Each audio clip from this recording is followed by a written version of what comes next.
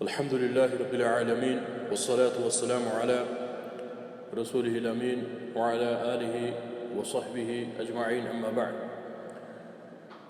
معزز أحباب الكرام، اللہ تبارک و تعالی نے اپنے بندوں پر احسان کرتے ہوئے کچھ امکنہ اور ازمنہ کو باقی اماکن اور ازمان پر فضیلت بخشی ہے. ان میں سے ان ازمنہ میں سے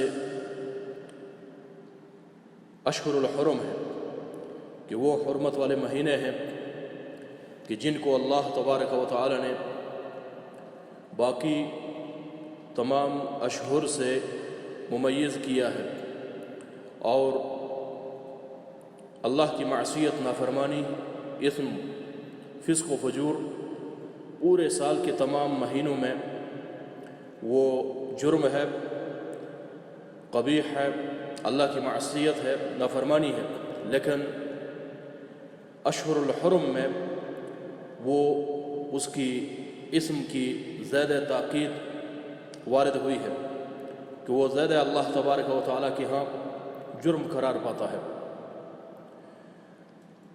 اللہ تبارک و تعالیٰ نے سال کے مہینوں کے متعلق ان کے اعداد و شمار، ان کی گنتی اور ان کی حرمت کے متعلق قرآن کریم فرقان حمید سورہ توبہ کی آیت نمبر 36 میں ارشاد فرمایا ہے: بعد اعوذ باللہ من الشیطان الرجیم ان عدة الشہور عند اللہ 12 شہرا فی کتاب اللہ یوم خلق السماوات والارض منها 4 حرم ذلك الدین القیم فلا تظلموا فیہن انفسکم. کہ بے شک میں مہینوں کی گنتی اللہ کے نزدیک 12 ہے، اللہ کی کتاب میں، جس دن سے اللہ نے آسمان و زمین کو پیدا کیا ہے. اور ان 12 مہینوں میں 4 ماہ ایسے ہیں جو حرمت والے ہیں، اور یہی درست اور قیم دین ہے. اور ان مہینوں میں اپنے نفس کے اوپر، اپنے اوپر ظلم مت کرو. تو اس آیت مبارکہ میں اللہ تبارک و تعالی نے مہینوں کی گنتی جو بتلائی ہے وہ 12 ہے. سال کے 12 مہینے ہیں، اور ان 12 مہینوں میں 4 مہینے حرمت والے ہیں. اور ہمیں کیسے پتہ چلے کہ کون سے مہینے حرمت والے ہیں؟ رسول اللہ صلی اللہ علیہ وسلم نے اس کی وضاحت فرمائی ہے. ابو بکر رضی اللہ عنہ سے روایت ہے، فرماتے ہیں کہ نبی صلی اللہ علیہ وسلم نے فرمایا: الزمان قد استدار كهيئته يوم خلق السماوات والارض. زمانہ گھوم چکا ہے اپنی اصلی حیت کی طرف، وہ حیت کہ جس میں اللہ تبارک و تعالی نے آسمان و زمین کو پیدا کیا تھا. کیونکہ مشرکین نے مہینوں کی جو اسماء تھے اور ان کی حرمت اپنے منمانی بنائی ہوئی تھی، مہینوں کے نام چینج کیے ہوئے تھے، اور اپنی منمانی سے اپنی طرف سے حرمت والے مہینہ فلاں حرمت والا ہے اور فلاں نہیں ہے، اور فلاں مہینہ منحوس ہے. اس طرح سے انہوں نے یہ تشریح کی ہوئی تھی اپنی طرف سے. تو اس لیے نبی صلی اللہ علیہ وسلم نے فرمایا کہ زمانہ گھوم کر اپنی اصلی حالت میں آ چکا ہے، جس میں اللہ تبارک و تعالی نے آسمان و زمین کو پیدا کیا ہے، اور مہینوں کی وہ ترتیب اللہ نے رکھی ہے، اور سال کے 12 مہینے بنائے ہیں. اور فرمایا کہ السنہ 12 شہرا، کہ سال 12 مہینوں کا ہے، سال 12 مہینوں پر مکون ہے. منها 4 حرم، اور ان 12 مہینوں میں 4 مہینے حرمت والے ہیں. 3 متوالیات، 3 ماہ ایسے ہیں کہ جو پے در پہ ہیں، ایک دوسرے کے ساتھ ملے ہوئے ہیں. ذو القعدۃ وذو الحجۃ والمحرم، وہ 3 ماہ، ایک ذو القعدہ ہے، دوسرا ذو الحجہ ہے، اور تیسرا المحرم ہے. ورجب مضر الذي بین جمادى و شعبان، اور رجب وہ مہینہ کہ جو شعبان اور جمادی الثانی کے درمیان ہے. تو پتہ چلا کہ یہ 4 مہینے حرمت والے ہیں.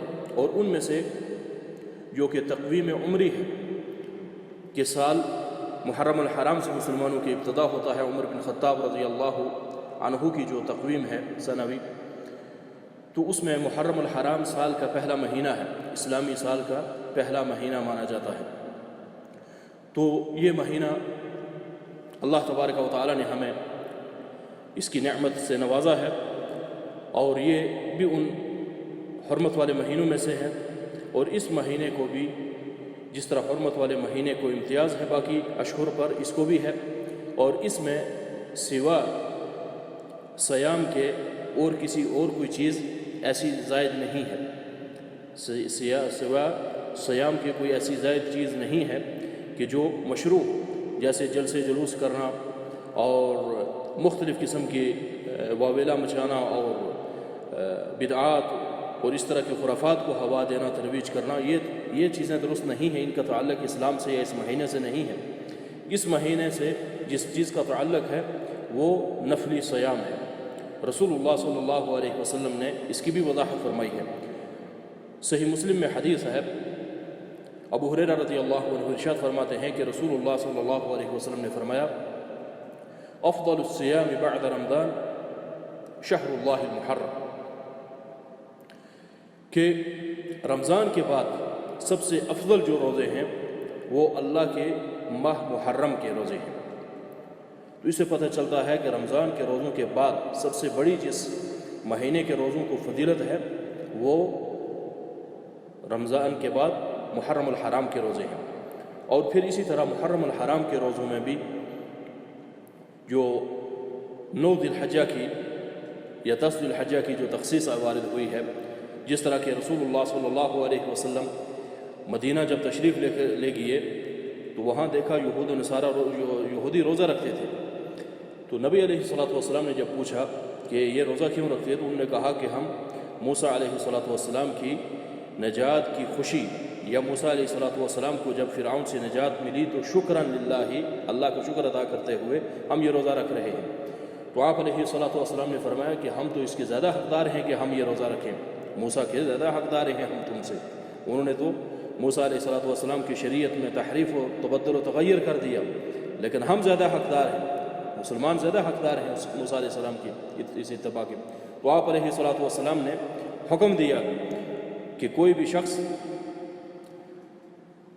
جس نے آج دن کو کچھ کھایا پیا ہے وہ بند کر دے اور وہ روزہ رکھے۔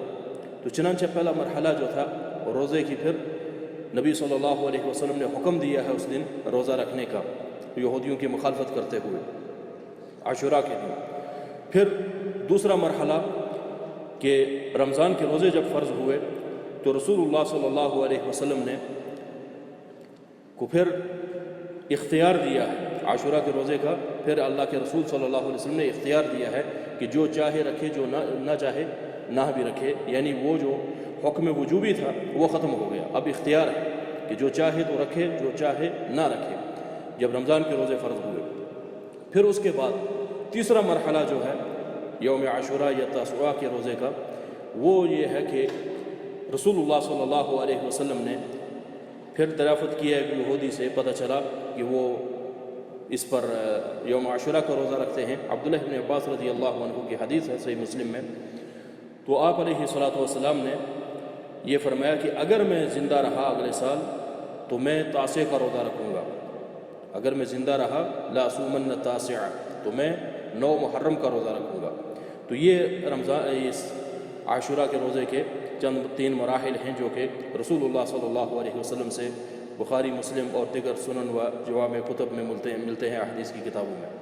تو المہم یہ جو ماہ ہے محرم الحرام، اس میں جو امتیاز ہے وہ ہے کہ رمضان کے بعد روزوں کی فضیلت ہے، اور پھر اس پورے ماہ میں جو عاشوراء کا روزہ ہے جس کے بارے میں رسول اللہ صلی اللہ علیہ وسلم نے فرمایا کہ اگر میں زندہ رہا تو لا اصومن التاسع، 9 کا رکھوں گا، تو یہودیوں کی مخالفت کرتے ہوئے تو یہ سنت سے وارد ہے۔ باقی اس کے علاوہ اس کا تعلق کسی حادثے سے نہیں ہے، کسی جنگ و جدال سے نہیں ہے، نہ ہی کسی واقعے سے کربلا سے ہے، نہ کسی اور وجہ سے اس کی فضیلت ہے، بلکہ اس کی فضیلت اس ماہ کی ہے کہ یہ محرم الحرام ہے، اللہ کی ان حرمت والے مہینوں میں سے ایک ہے، اور ان کو جس طرح کہ باقی حرمت والے مہینوں کو اللہ نے باقی ماہ سے ممیز کیا ہے، اسی طرح یہ مہینہ بھی ہے۔